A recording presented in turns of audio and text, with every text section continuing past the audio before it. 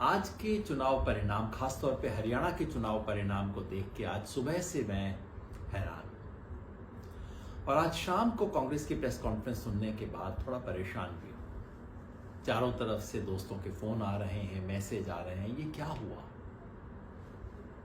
सच बताऊं, मुझे पूरी तरह पता नहीं क्या हुआ। पिछले 1 महीने से मैंने कहा कि मैं इलेक्शन भविष्यवाणी तो नहीं करूंगा सीटों की, लेकिन मैं लिख रहा हूं, बोल रहा हूं, भाषण दे रहा हूं इस मान्यता के आधार पे कि कांग्रेस स्पष्ट रूप से आगे है। मैंने 1 से ज्यादा बार कहा कि सरकार तो कांग्रेस की बनेगी। अब हवा है, आंधी है, उससे ज्यादा है ये मैं कह नहीं सकता, लेकिन आज जो हुआ वो तो बिल्कुल अलग था। ना हवा, ना आंधी, ना और कुछ, बल्कि बिल्कुल उल्टा।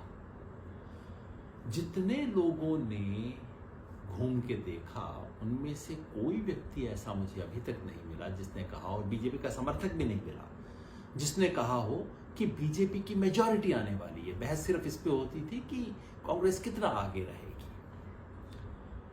पिछले 2 बार में, 2014 में, 2019 में बीजेपी को लोकसभा चुनाव में जितने भी वोट मिले हैं, विधानसभा चुनाव में 4 महीने बाद उसके वोट हमेशा गिरे हैं। अपेक्षा थी कि इस बार भी ऐसा होगा। हम ग्राउंड पे घूमे, हमारे कई साथी मिलकर ग्राउंड पे घूमे, देखा, साधारण लोगों से बात की, क्योंकि ऐसा किए बगैर मैं अपना मुंह नहीं खोलता हूं। साधारण लोगों से बात की और हमारा अनुमान उसके बाद भी ये था कि हाँ, जमीन पे तो यही दिख रहा है कि कांग्रेस आगे है। लोकसभा चुनाव के बाद कांग्रेस अप हुई है, बीजेपी डाउन हुई है, और अगर ऐसा है तो कांग्रेस का मेजॉरिटी में आना स्वाभाविक था। जैसे मैंने कहा, जितने भी रिपोर्टर, एडिटर, संवाददाता, जिसने भी बोला, जिसको भी मैंने सुना या पढ़ा, एक भी नहीं मिला। आप आज भी पलट के देख लीजिएगा, अगर एक भी व्यक्ति ने कहा हो कि बीजेपी की मेजॉरिटी आ सकती है। तमाम एग्जिट पोल ने भी यही कहा।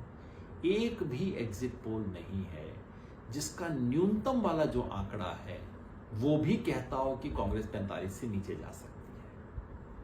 मगर ये सब गलत हो सकते हैं। हम तो गलत हो ही सकते हैं, इंसान है, गलती हो सकती है। एग्जिट पोल तो गलत होते ही हैं, मैंने खुद ही साबित किया कि गलत है।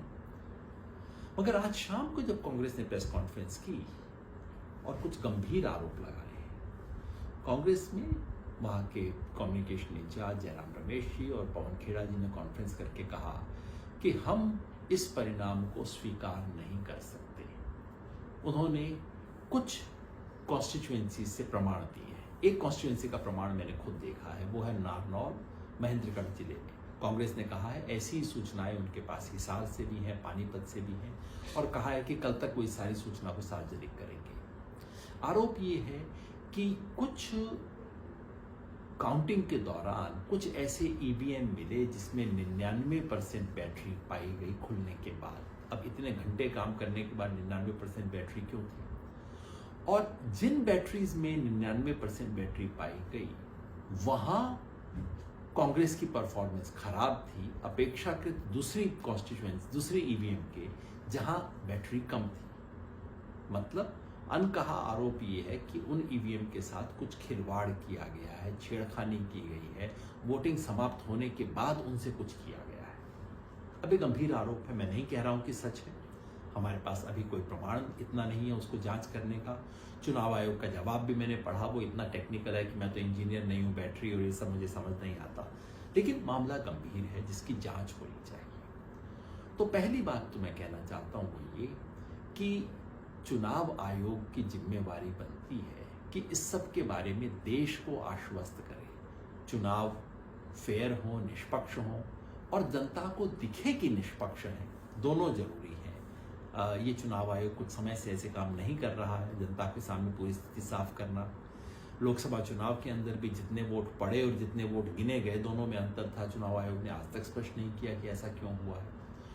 तो चुनाव आयोग से इतना मेरा अनुरोध है, हो सकता है आपकी बात सही हो सकता है अभी से कांग्रेस की बात पे विश्वास न करें, लेकिन चुनाव आयोग जनता के सामने पूरे तथ्य रखे। चुनाव आयोग अपना काम करेगा, लेकिन हम भी अपना काम करें। हम भी सोचें, एक क्षण के लिए मान लें कि जो परिणाम आया है वही है। हैरानी हुई शायद इसलिए कि हो सकता है हम गलत हुए, तो हम सोचें कि क्या गलती हुई होगी, सोचें कि ये परिणाम क्यों आया होगा। क्या भारतीय जनता पार्टी आरएसएस का मुकाबला करने के लिए जितना काम करने की जरूरत थी विचार में, जनता के बीच में, वो सब काम हुआ। आज के परिणाम से किसान आंदोलन का प्रभाव समाप्त नहीं हो जाता। किसान आंदोलन की वजह से ही कांग्रेस मैदान में थी। उतने जो परिणाम हुआ उसके कारण ही कांग्रेस, जो कि 30% पीछे थी 2019 में, वो कांग्रेस मैदान में थी। लेकिन जो कुछ दूसरी चीज करनी थी वो क्या हुई? क्या जनता के मन में ये शंका रही कि भाई कांग्रेस आएगी तो इसका मतलब है एक जिले का राज, एक जाति का राज, एक परिवार का राज? क्या इसका समाधान, इस आशंका का निर्मूलन हुआ? क्या चुनाव में उस तरह की चुस्ती हुई जो कि होनी चाहिए थी? कांग्रेस के अलावा जन संगठनों को जितना काम करना चाहिए था, क्या हमने उतना वो काम किया? मतलब कि जो चुनाव आयोग के सवाल हैं वो अपनी जगह हैं, लेकिन आज के इस नतीजे से हमारी चुनौती और गहरी होती है। महाराष्ट्र में चुनाव है, झारखंड में चुनाव है।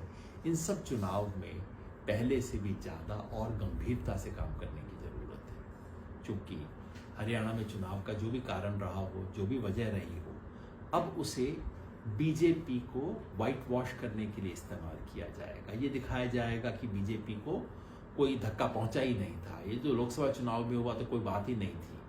अब वापस स्थिति वैसे ही आ गई है और इस सरकार का दमनकारी चरित्र वैसे ही आगे बढ़ेगा।